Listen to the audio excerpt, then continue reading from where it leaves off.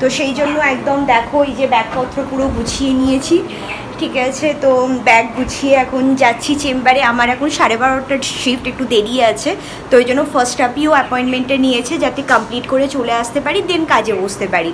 তো সকাল সকাল উঠে ব্রেকফাস্ট করে নিয়েছি, কারণ এখন তো মোটামুটি টাইমেই সব কিছু খাওয়া দাওয়া করতে হয়। তো ব্রেকফাস্ট করে যেহেতু আমি রেগুলার এখন খেজুর আর আনমন্ড বাদামটা খাই, ওটাকেও একটু ভিজিয়ে দিলাম। তো সব কিছু হয়ে গেছে, অল ডান। শাশুড়ি আছে, সে লাঞ্চের দিকটা সবটা করে নেবে, সামলে নেবে। তো আমরা এখন জাস্ট বেরোচ্ছি দুজনে। তো চলো বেরিয়ে পড়ি, খুব একটা লেট করবো না, কারণ যেমনটা তোমাদের বললাম এসে আবার কাজে বসার ব্যাপার আছে। তো সব কিছুই একদম খুব টাইট শিডিউল যাকে বলে। যাই হোক, ব্লগটা এখান থেকে শুরু করছি, তোমরা সঙ্গে থাকো, দেখতে থাকো। তো বেরিয়ে পড়লাম, রেডি হয়ে একটু দেরি হয়ে গেল। আমরা অনেকক্ষণই ক্যাবের জন্য ওয়েট করছিলাম, সে কিছুতেই জানি না কোনো মতে এখানে ক্যাব একদমই অ্যাকসেপ্ট করছিল না আর কি। তো যাই হোক, অনেক কষ্টে একজন অ্যাকসেপ্ট করেছে। তো একটু দেরি হয়ে গেল, আর একটু আগে পৌঁছতে চেয়েছিলাম, বাট ঠিক আছে, কিছু করার নেই।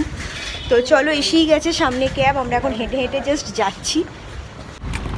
তো চলে এলাম, যা বিভৎস গরম, রোদে 2 মিনিট দাঁড়ানোটাই একটা মোস্ট চ্যালেঞ্জিং ব্যাপার। তো যাই হোক, আমরা এসে গেছি, এবার ঢুকে যাব চেম্বারে।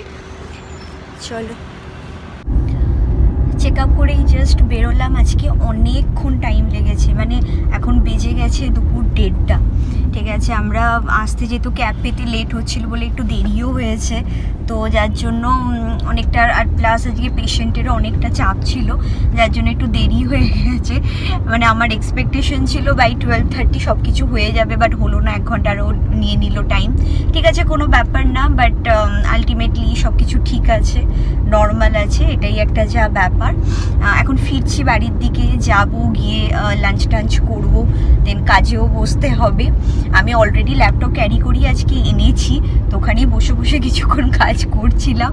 তো এখন একটু জাস্ট ব্রেকে গিয়ে আবার বাড়ি যাই, ফ্রেশ হই, লাঞ্চ করে দেন আবার কাজে বসবো। তো বন্ধুরা, সিজা যেমনটা তোমাদের বললো, আমরা জাস্ট ডাক্তারখানা থেকে ডক্টর দেখিয়ে বাড়ি ফিরলাম।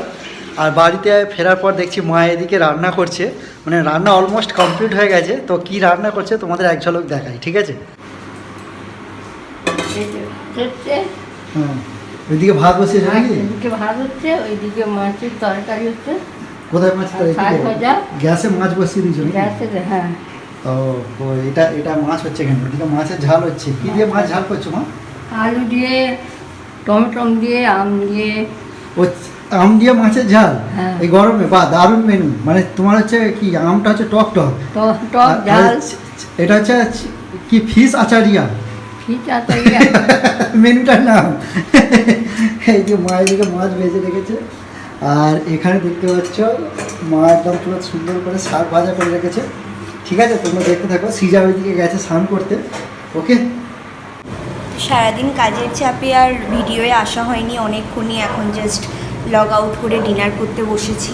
তো ডিনারে দেখো আজকে কী মেনু আছে। এখানে যে রুটি, লাউয়ের তরকারি, আর এখানে মিষ্টি আছে। তো যাই হোক, ডিনারটা করে নেব, সারাদিন কাজের পর খুবই টায়ার্ড। চলো, ব্লগটাকে এখানেই শেষ করছি। তোমাদের যদি ভালো লাগে please to like, comment, share and subscribe the channel. আবার আসবো নিয়ে নেক্সট ভিডিও। চলো, till that time bye bye. সকলে খুব ভালো থেকো, সুস্থ থেকো, বাই।